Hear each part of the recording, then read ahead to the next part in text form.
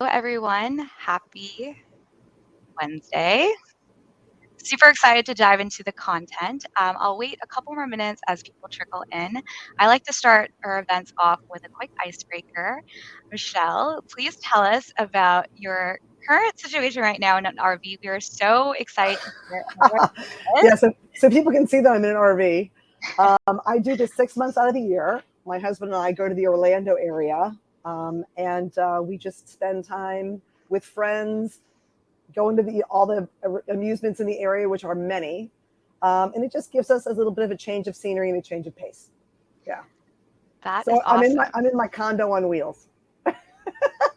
I feel like since the pandemic started, a lot of people have been changing their home and where they want to live, whether it's remotely, digital nomad. So I think you're doing it right. I think it's super awesome. And definitely, I have a colleague who actually is um, doing like they bought a bus, a school bus, and they're doing construction on the school bus. Oh What they're wow! thinking about doing, so they're in Portland right now, and they're thinking about doing a cross country road trip once this bus is made. So Oh it wow! definitely, I think people are getting really creative Yeah, in terms of where they're living and location yeah. wise. It's just more fun. Super fun. Well, thank you so much for that quick intro. I'm going to kick things off. Today, we're here with the one and only Michelle Vazzana, co founder and chief strategy officer of VantagePoint.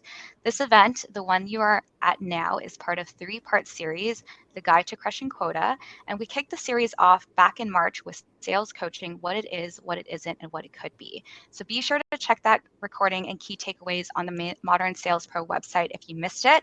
But today, we're here to dive into building the groundwork for sales coaching and greatness. Now, before we dive into the content, quick summary on MSP. So today's event is brought to you by the team at Modern Sales Pros. Modern Sales Pros is the world's largest and highest quality community for those in sales, management, leadership, and revenue operation, as well as enablement. Our mission is to create an environment for our members to answer questions they struggle to solve in their own and help them see around corners they may not know about. We do this through live sessions like the one you're at today, our online forum, and our quarterly summits and our in person events. So if you're not already a part of MSP, you'll be invited to join after the event. Now, the session wouldn't be possible without our sponsor, VantagePoint. I'm going to hand it off to Michelle to say a few words about VantagePoint. Sure. Thanks so much, Angelica. So we are a sales training company, been around for about 14 years. Our legacy is with sales management and sales coaching. That's most of our research up to date, our two books that we published as well. And about 3 years ago, we shifted pretty fully into sales agility at different levels within the organization. And what we realized is that there is no one size fits all for selling, and there's no one size fits all for coaching and managing either. So these common themes led us to look at sales agility in different ways throughout the organization. And today I'm going to be talking about sales management and coaching, which is really how you embed organizational agility into your sales force. Thank you. Now, before we dive into content, I'm going to first talk about housekeeping notes. First, the event is being recorded. You'll be able to access the recording and key takeaways on the previous event page on the MSP website. Second, if you have a question for Michelle, please use the Q&A function for Michelle to answer live. And also, we'll have some exciting polls throughout the whole thing, so be sure to input your poll option. The polling is found in between the chat and the Q&A function on the right-hand side. Now, I'm going to take it away, I have a Michelle. question. I have a Oh, quick go question for for it. you, Angelica. Yep. So I'm not that great at monitoring the chat. So I'm wondering if you'll be helping with that, the Q&A during the Yeah, webinar. Okay, perfect. absolutely. Okay, And please leverage the chat function. I've already added the link to VantagePoint, so please check that out. And yeah, if you want to also add where you're calling from, we would love to see where you are calling from. perfect. All right, Michelle, take it away. Okay, thanks, Angelica. So what can you expect today? As Angelica mentioned, this is number 2 in the 3-part series. And so what we're going to do today is we're going to do a quick review and recap of what we covered in the first webinar. We're going to talk about deciding what you should be coaching, not just how to coach, but what to coach. Then we'll move into this idea of how to coach effectively and how the highest performing managers actually structure their coaching conversations for maximum impact. And we'll talk a little bit about operationalizing coaching into your day-to-day job, because everyone knows that as a sales manager, you have the toughest job in the sales force, and we want to honor that. So if you recall, if you were privy to our last webinar, we talked very briefly about two primary studies that went into our books, Cracking the Sales Management Code and Crushing Quota.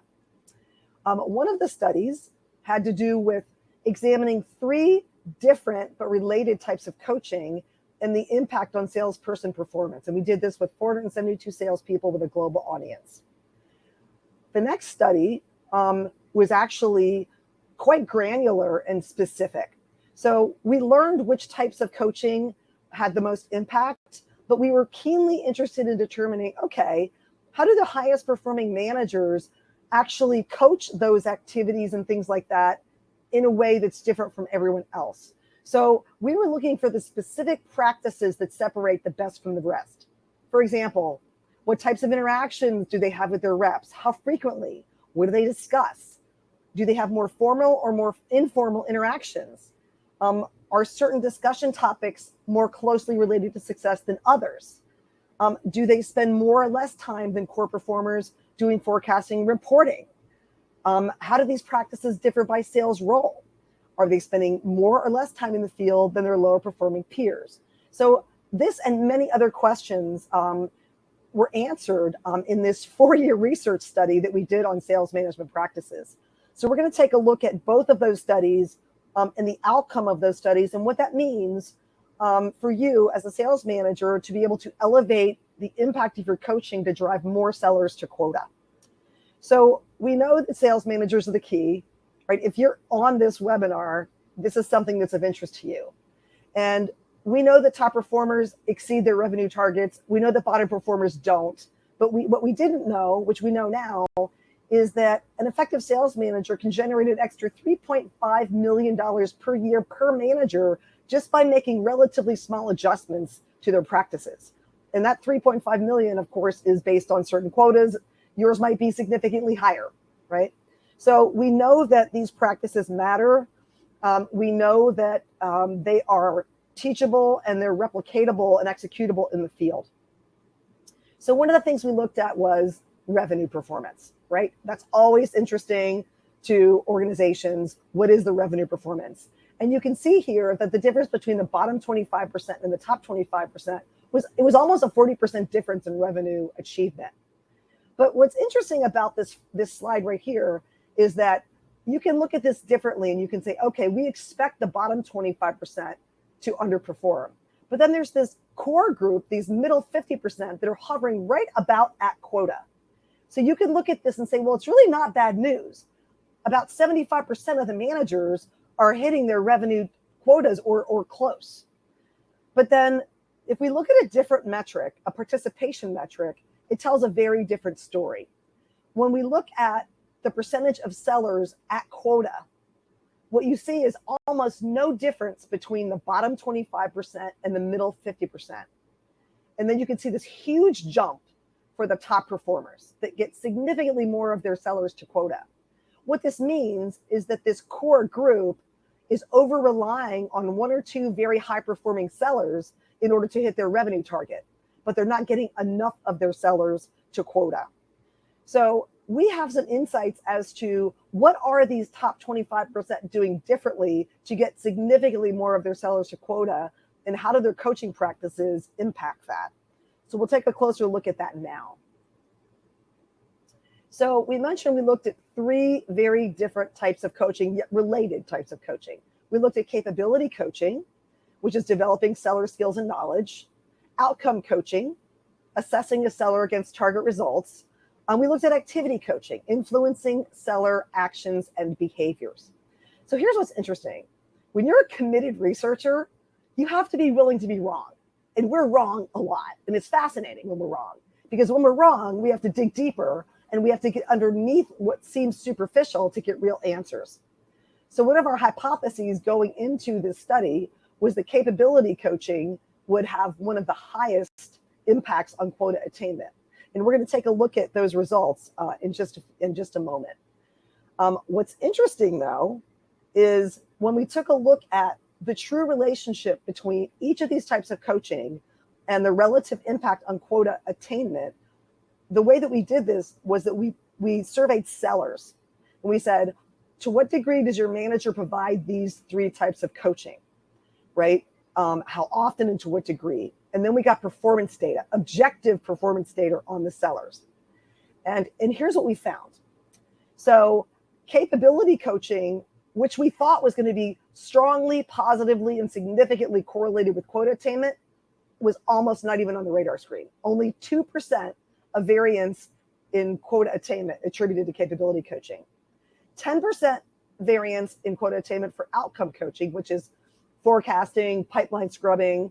The only type of coaching that was significantly positively related to success in quota attainment was activity coaching. And it was twice as powerful as the next strongest type of coaching. So we knew that activity coaching, based on our research, was where the action is, right? Here's what's so scary about this. The two types of coaching on the left, capability coaching, which is typically associated with competency models, generic leadership models, and outcome coaching, which is typically associated with forecasting and pipeline scrubbing, these are the two that are typically formally mandated in organizations. Activity coaching is the most powerful, and all too often it's left up to manager discretion, which is kind of sad, right? When you think about it, it's criminal that the kind of coaching that has the biggest impact is kind of left to chance. So before we go on and look at a little bit more of the research, I'm going to ask you a question, and this is a poll. So Angelica, if you could go ahead and orient the participants to the poll, I want them to answer this question. Which of the following has the biggest impact on seller motivation? Incentive compensation, or how much they make? Achievement drive, inherent need to achieve, or task clarity?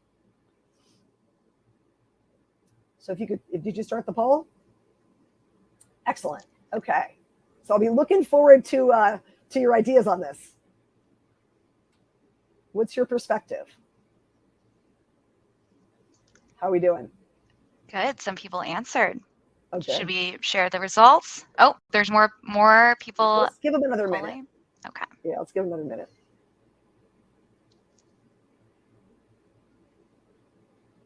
Or another few seconds, maybe not another minute.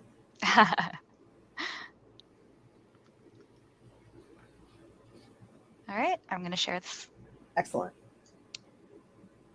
Okay, so interesting. Okay, so by and large, your number one choice was achievement drive, followed with incentive compensation, and finally task clarity.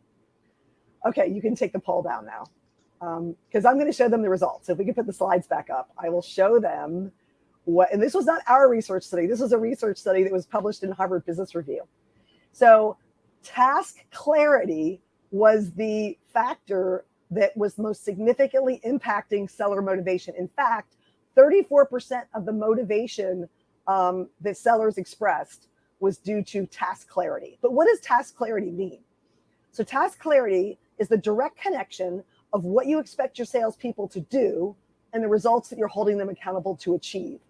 So if you recall from our last webinar, we talked about the fact that in one of our studies, we actually identified 3 discrete and separate levels of sales metrics: business results that determine organizational health that can't be managed, sales objectives or KPIs that require consent but can be influenced, and then sales activities, which are things sellers and managers can actually do and can be directly managed. So task clarity is accomplished by ensuring that there's a direct linkage between what you're asking your salespeople to do and the results you're holding them accountable to achieve.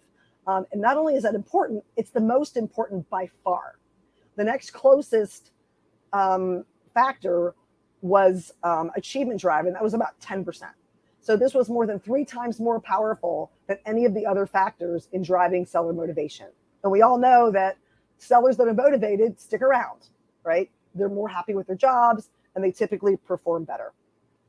So if we know that activities are the thing to coach, and we're going to talk more about coaching activities in our next webinar coming up in July, or part 3, we do know from our research that there's really 4 different groups of selling activities, customer-facing selling activities that managers can coach. They can coach sellers on how to best penetrate and mine their territories, how to maintain and grow large accounts, how to pursue and win individual opportunities, and how to plan for it and conduct effective sales calls. So they were the 4 categories of sales activities. But if you're a manager, how do you know? How do you know which activities you should be coaching? Well, that's where it depends on which results you're looking to accomplish, which KPIs you have in place, and which activities are most directly related to the achievement of those KPIs. You can see in this example, if the business result is 5% year-over-year revenue growth, one way of doing that is to increase new business within existing accounts by 10% by expanding product mix.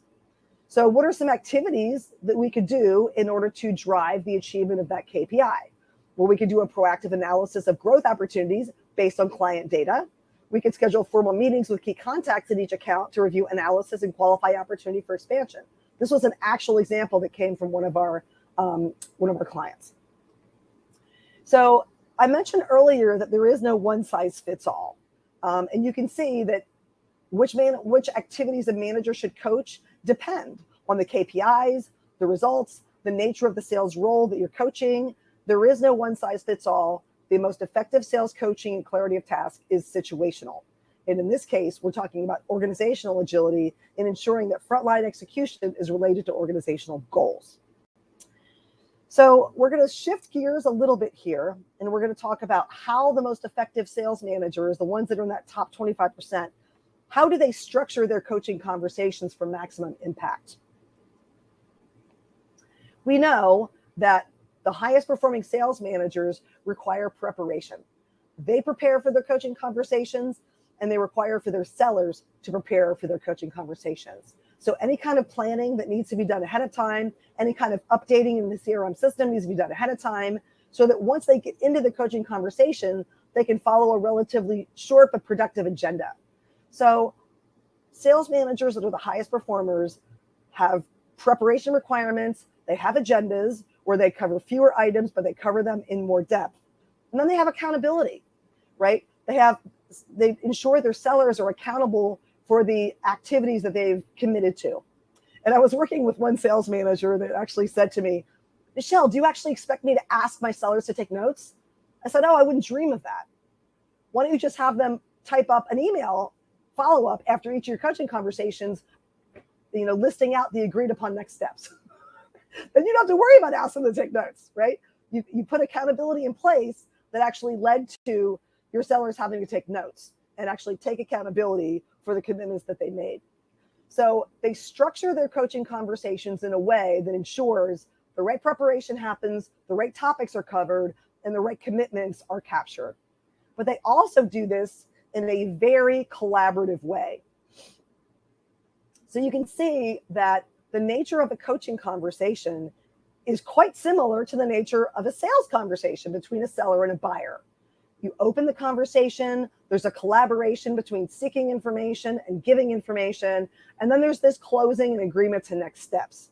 So in our consultative selling programs, what we have is we have the same model in there for sellers to have very collaborative discussions with their buyers as we do for managers to have collaborative discussions with their sellers. So they not only structure their conversations, they conduct them in a way that ensures a high level of give and take and collaboration. So when it comes to conducting coaching conversations, we talk about something called a management rhythm. And this is pursued in depth in Crushing Quota. So what is a management rhythm? A management rhythm is a pattern of formal and informal interactions that salespeople conduct or managers conduct to achieve sales goals. So if I want to know what your rhythm is, I look at your calendar and I see what kinds of conversations are you having with your salespeople. Are they formally scheduled? Are they not? How frequently are you having these conversations? What's the duration of those conversations? What percentage of them are ad hoc versus scheduled? All of those things go into the development of a management rhythm. So it's time now, Angelica, for another poll. I'd like to get the viewers' opinion about this question. True or false? High-performing managers are more likely to formally schedule their coaching conversations. Is that true or is that false?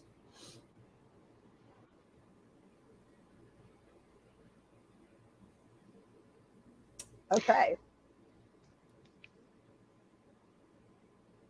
Looks like lots of people think that's true. Far more people think that's true than false. Okay, so let's go ahead and let's go back to the slides, and I'm going to kind of give them the answer.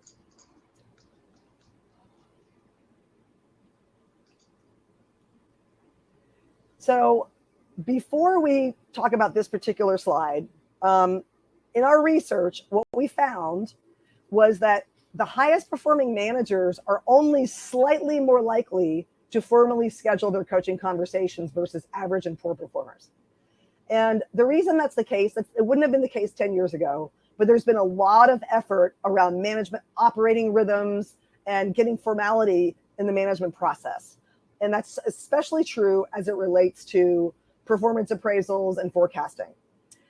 What we found is that there's not a significant difference in the likelihood of scheduling coaching conversations between, core and high performers. But here's the difference. High performers don't cancel the ones they've scheduled. So they have a much higher degree of keeping scheduled meetings versus rescheduling or canceling. And that's because the highest performing managers actually don't overschedule themselves.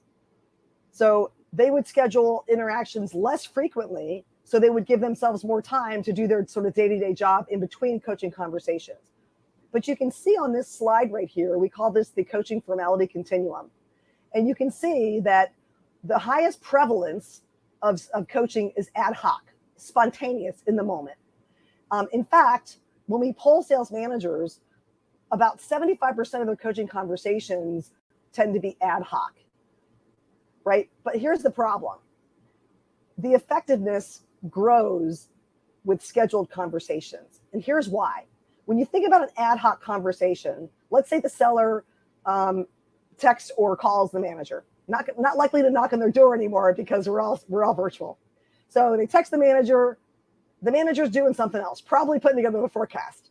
So when the manager gets on the phone, the seller wants to chat about an opportunity or an upcoming sales call. What does the manager want to do? The manager wants to get back to what they were doing before they got interrupted. So they're not at their best. They're not really giving the seller necessarily their full attention or engaging in the most collaborative behaviors. So the nature of ad hoc interactions actually impede the effectiveness of those interactions. When you schedule interactions and the seller and the manager both come prepared for that conversation, those conversations tend to be a lot more powerful. So how do the different types of coaching fall on this formality continuum? Well, it's probably not a surprise that sales call coaching or coaching sellers to prepare for upcoming conversations tend to be either low or moderate formality. And it makes sense that that's the case because you can't always know that you're going to have a sales call 2 weeks in advance. Sometimes you don't know until Monday of that week that you're having one on Wednesday.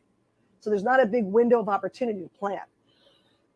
However, territory coaching, account coaching, and opportunity coaching tend to be the most formal in the organizations that we've worked with and the organizations that we've researched. So when it comes to those coaching conversations, level of formality matters. And there's another factor that matters, and that's, are those conversations focused on upcoming sales activities or are they focused on scrubbing the forecast, right? So we discriminate between inspection or taking a look at what has happened or what's going to happen in the very near term versus planning for upcoming sales activities to move the needle forward. And what you see here is the degree to which different levels of performing managers use their scheduled coaching time for inspection purposes versus coaching purposes. And you can see that the bottom 25% are almost twice as likely to use scheduled time for inspection conversations versus coaching conversations. So you might be asking, so what? Why does that matter? When we talk to sales managers and we ask them at any given point in time, if you're having a conversation with a seller, do you know automatically whether you're having an inspection conversation or a coaching conversation? And their answer is, well, not really, because they really blur, right? We just have conversations. Some of it's inspection, some of it's coaching. It's kind of a mishmash. But if you ask a seller, are you being inspected or are you being coached? They immediately can tell you which one's happening. And the reason for that is because inspection conversations aren't particularly helpful for sellers. They're helpful for managers. They're helpful in determining what's actually going to close, what's not going to close. They're helpful for the forecast. But they don't necessarily improve the capability of the seller. They don't improve the effectiveness of the seller. They don't help sellers impact future activities in a meaningful way. So in addition to higher levels of formality and higher levels of structuring for their coaching conversations, the highest performing managers are significantly less likely to use that precious scheduled coaching time for forecasting purposes. Okay, time for our last poll. I'm going to ask you another question. True or false? Successful sales managers coach each seller more frequently than lower performing peers. Is that true or is that false? So if you go ahead and take the next poll.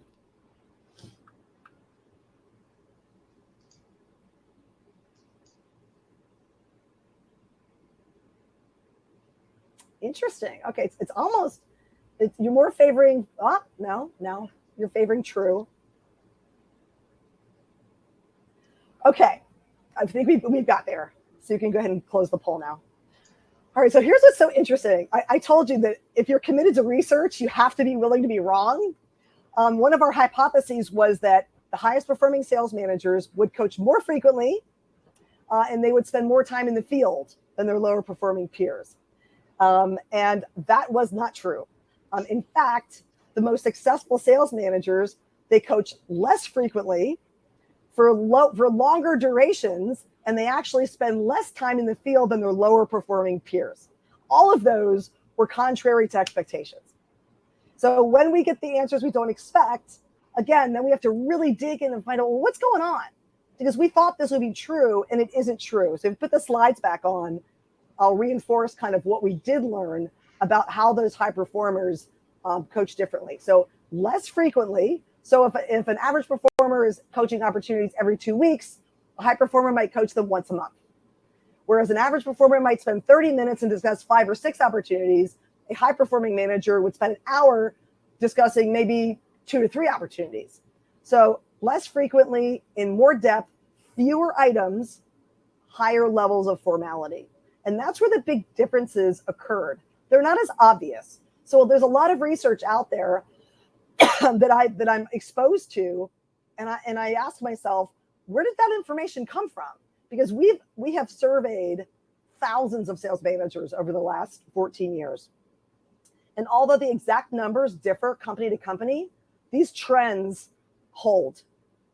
In every company that we work with, the highest performers coach less frequently, for longer durations, cover fewer items, and have higher levels of formality.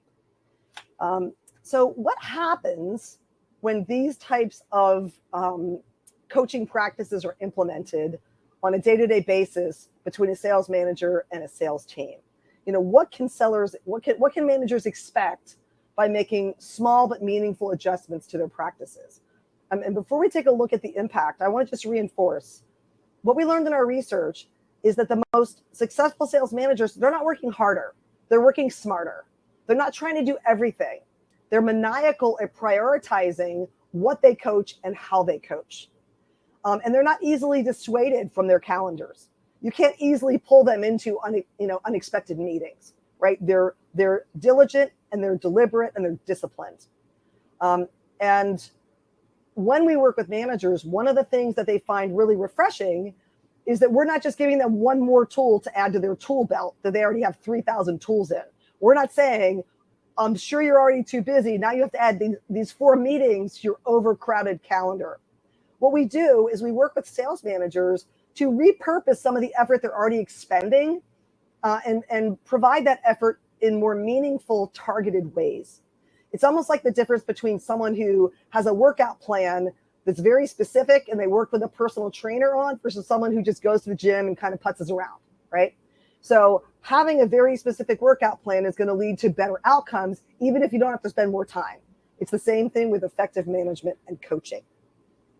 So here's what we found. Managers that engage in these practices, right, they get 35% more of their sellers to quota versus average and low performers. So they get 65% of their sellers at quota. Core performers get 48, bottom performers get 25%. And these numbers are meaningful. So what are some of the takeaways? Coaching to activities has an outsized impact on quota attainment. In fact, it's 12 times more powerful than capability coaching and over 2 times more powerful than outcome coaching. The factor that most dramatically impacts seller motivation is task clarity, right? It's the direct connection between what you ask salespeople to do and what you hold them accountable to achieve. High-performing sales managers, they're more structured. And effective coaching doesn't even equal more coaching. Oftentimes, it's less coaching, but different coaching. Less frequently, longer durations, fewer topics, right? So what I'm going to do now is I'm going to suggest some next steps. And I know, Angelica, you're going to share these links with our audience. You can read our article, The Cost of a Bad Sales Manager, that kind of highlights the research and where we got that information. You can reach out to me directly if you have questions or you want a conversation. We also offer manager diagnostics. If you want to connect us with your sales enablement folks, we can discuss that. And you can also check out our sales management code training program, which utilizes the research from both cracking the sales management and crushing quota. So it's time for questions. Have we had any? Yes, we have one from Austin. He asked, could you please provide examples of capability coaching? Okay, so the most popular form of capability coaching is when an organization has a competency model and they assess sellers against the competency model. And then the manager gets a report, and the report says, your sellers need to beef up their skill at open probes and objection handling. So then the manager coaches the rep on those 2 specific things, or they take an online class on those 2 specific things. So what happens is when sellers get coached that way on very discrete behaviors, they seem disconnected from everyday sales activities. So the manager could effectively coach the sellers, say, on open probes and objection handling in the context of helping them prepare for an upcoming sales call. So the most successful sales managers don't coach in isolation. They don't coach capabilities in isolation. They only coach those capabilities as they live and breathe in the context of everyday sales activities, like making calls, pursuing opportunities, managing accounts, mining territories. So there's your answer. That was all the questions that we've had today, Michelle. Okay. Do you want to ask if anybody would like to ask any more questions? Yeah, please leverage the Q&A Q&A function. We have tons of few minutes, so please ask away. You can either use the public chat or the Q&A function on the right-hand side. Okay. Michelle is a wealth of knowledge, so please take advantage of this. Yeah. And we'll that's okay. If we're not getting questions, that's fine. We did cover a lot of information, so. Which everyone will receive this beautiful slide deck that Michelle created along with all these links and the key takeaways and recording after this session. Perfect. Thanks so much, Angelica. Thanks, everyone, for being here today. I hope you found it interesting, and I hope I piqued your curiosity enough to join our 3rd session in July. I will drop the link on the chat. Please register. Our event is on July 20th, and that is the last series of Michelle's Guide to Crushing Quota. And if you missed March 1st series, the recording is also found on that website as well. So be sure to check that out. And thank you, everyone. We'll see you at the next event. Thanks so much.